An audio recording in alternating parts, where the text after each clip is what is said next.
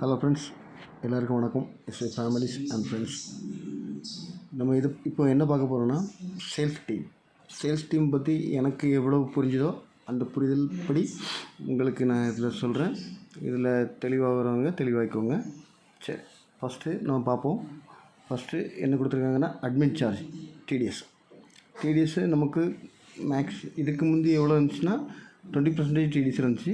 இப்போ வந்து 15% டிடிஎஸ். ஒவ்வொரு விட்ராவல் நம்ம எப்போல்லாம் விட்ரா கொடுக்குறோமோ அப்போல்லாம் 15% டேக்ஸ் பிடிப்பாங்க.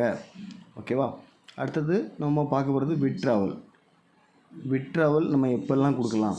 இதுக்கு முந்தி நமக்கு எப்படி இருந்துச்சுன்னா அவங்க ஒரு டேட் சொல்லுவாங்க, இந்த டேட்டில் நீங்கள் விட்ராவல் கொடுங்க, அதுக்கப்புறம் தான் விட்ராவல் கொடுக்க முடியும்.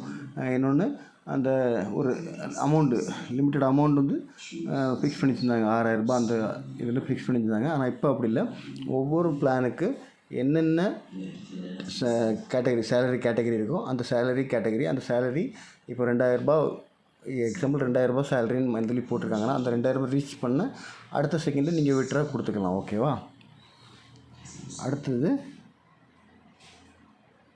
சேலரி வந்து எவ்வளோ நாளில் கிரெடிட் ஆகும். இப்போ நம்ம இன்றைக்கி சேலரி கொடுக்குறோன்னா நமக்கு எத்தனை டேஸில் கிரெடிட் ஆகும் அப்படின்னு சொல்லியிருக்காங்க.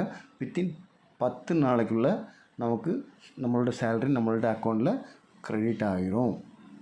அப்புறம் இனி பிளான் அப்கிரேட் ஆகுமா அப்படின்னு எல்லாருக்கும் டவுட் இருக்கலாம். அதுக்கும் கம்பெனி தரப்பில் என்ன சொல்லியிருக்காங்கன்னா 100% இனி அப்கிரேட் ஆக வாய்ப்பே இல்லைன்னு கொடுத்துருக்காங்க. ஓகேவா? அதுக்கப்புறம் சேலரி இன்க்ரீஸ் ஆகுமா?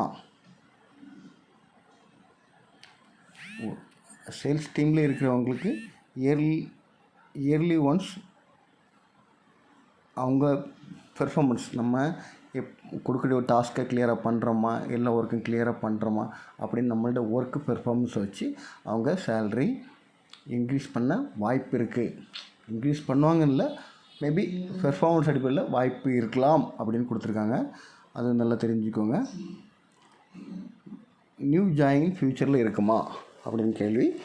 கண்டிப்பாக 3 வருஷத்துக்குள்ளே நியூ ஜாயினிங் எந்த ஜாயினிங்கும் இருக்காதுன்னு சொல்லியிருக்காங்க.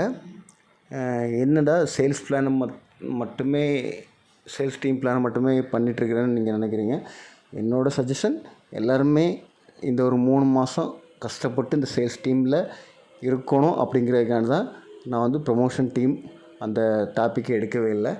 என்னோடய சஜஷன் என்னென்னா 3 மாதம் எஸ்ஜி நமக்கு எவ்வளோ பண்ணுறாங்க, நீங்கள் வந்து இந்த பிளானில் எடுக்கணும்னு என்னோடய விருப்பம்.